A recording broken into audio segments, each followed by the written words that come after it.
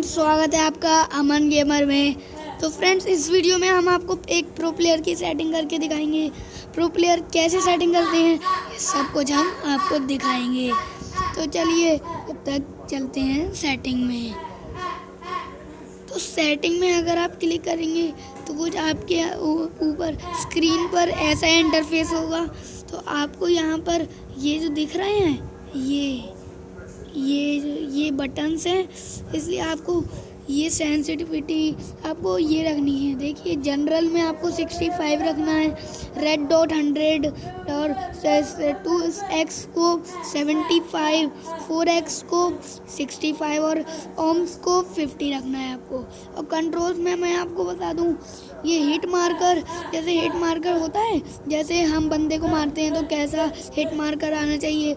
जैसे अभी जो न्यू आया है वो तो वाइट आता है, और जो पुराना है वो जो क्लासिक है वो पहले से ही चलता है, उसके में रेड और वो जो न्यू आया है उसके वो आगे को निकलता है। तो फिर मैं आपको ये सजेशन देता हूँ कि आप क्लासिक ही रखिए।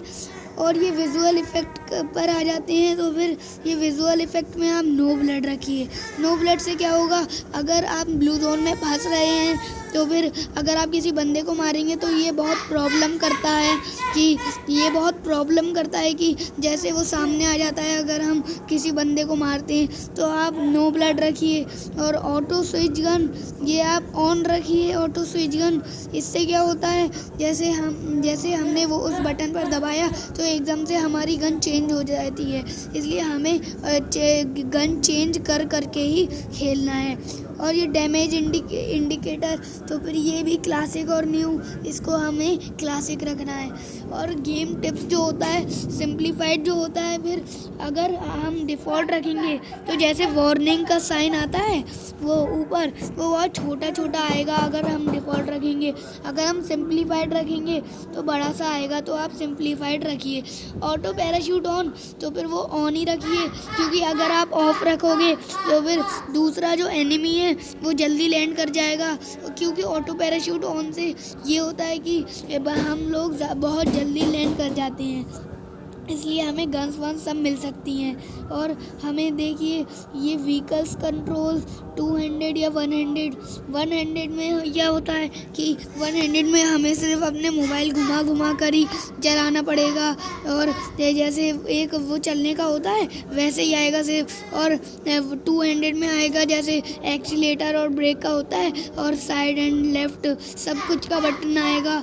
और आपको quick reload, weapon switch on ही रखना है, ये तो सबसे ज़्यादा ज़रूरी है।